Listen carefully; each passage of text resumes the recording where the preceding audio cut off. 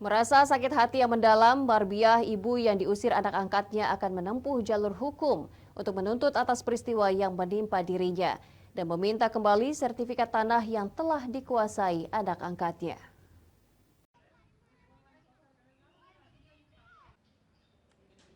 Rumah yang sempat menjadi perselisihan antara ibu dan anak angkatnya kini kembali ditempati oleh Siti Marbiah, 73 tahun, yang berada di Jalan Siantar, Kelurahan Pangkalan Palai, Kecamatan Banyuasin 3, Kabupaten Banyuasin.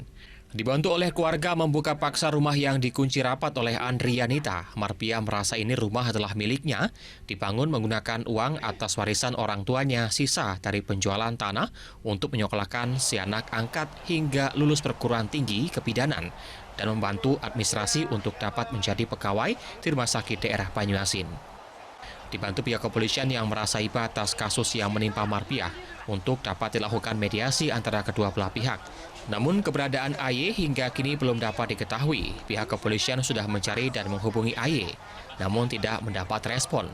Pihak kepolisian akan terus berusaha mencari AY agar dapat dipertemukan dengan Marbiah dan keluarganya untuk menemukan solusi atas perselisihan ini. Sementara ini berupaya untuk mencari keberadaan Bu Ria. Bu Ria saya telepon tidak angkat, mungkin ganti nomor atau bagaimana. Kita rumahnya sini nggak lagi di sini kan, apa sama suaminya yang baru. Jadi kami berupaya untuk rumah sakit. Dia kan kerja di rumah sakit umum daerah Banyuasin ini kan.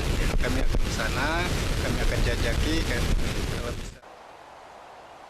Sementara itu, Marbiah yang sudah merasa sakit hati sudah menutup kemungkinan untuk berdamai dan merasa kembali, meskipun rasa sayangnya masih tetap ada dan akan melakukan upaya hukum menuntut tindakan anak angkat yang dianggapnya telah melukai dirinya.